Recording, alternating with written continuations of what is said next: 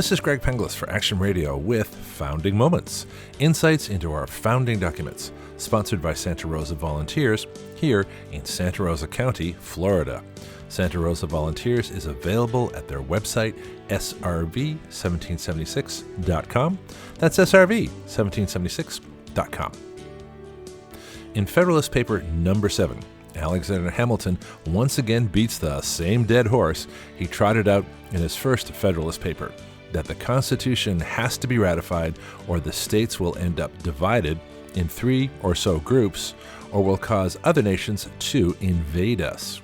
Upping the ante now, he claims that we will all be at war with ourselves in this paper, and once again the cure is to ratify the Constitution. Ironic again that the Constitution was in full force when the states did divide, but in a unified way against the federal government created by the Constitution, and not in the 3 or 4 separate confederacies as argued by Hamilton and the Federalists, but one confederacy of states who were run by the Democrat Party.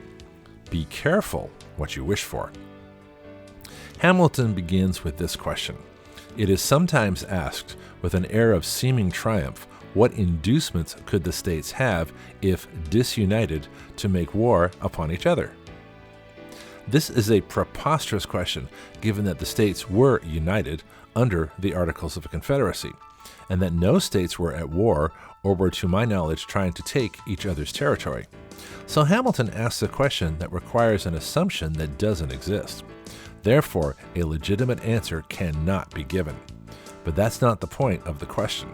The point is to plant in your brain that if the states became disunited, what would save the Union? And the only answer Hamilton wants you to consider is the new Constitution. Hamilton also says, we have a vast tract of unsettled territory within the boundaries of the United States. There are still discordant and undecided claims between several of them, and the dissolution of the Union would lay a foundation for similar claims between them all. Well, yes, the dissolution of the Union would cause territorial disputes, but to use that as a reason to ratify the Constitution, you have to believe 2 things. 1, that there is going to be a dissolution of the Union under the Articles of Confederation, and 2, that there will be no dissolution of the Union nor any territorial disputes if the Constitution is ratified.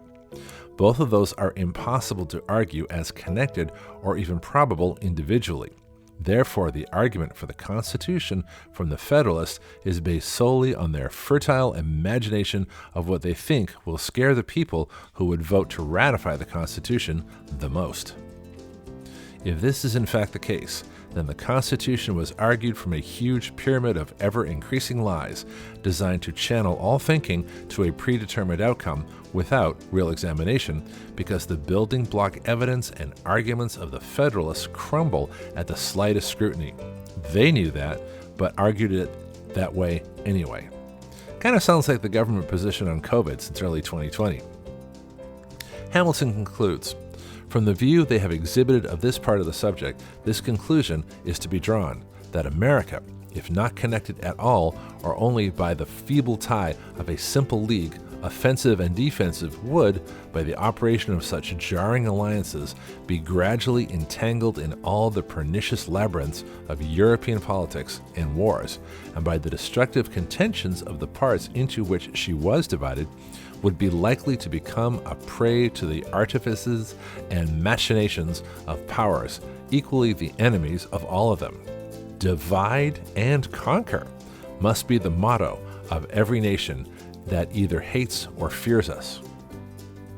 At the end of this Federalist paper, Alexander Hamilton has tied together every preposterous proposition he is making with the hope that enough bogus fears will be grouped together, and the simple weight of numbers of so many ridiculous assumptions will somehow, as a group, give them credibility.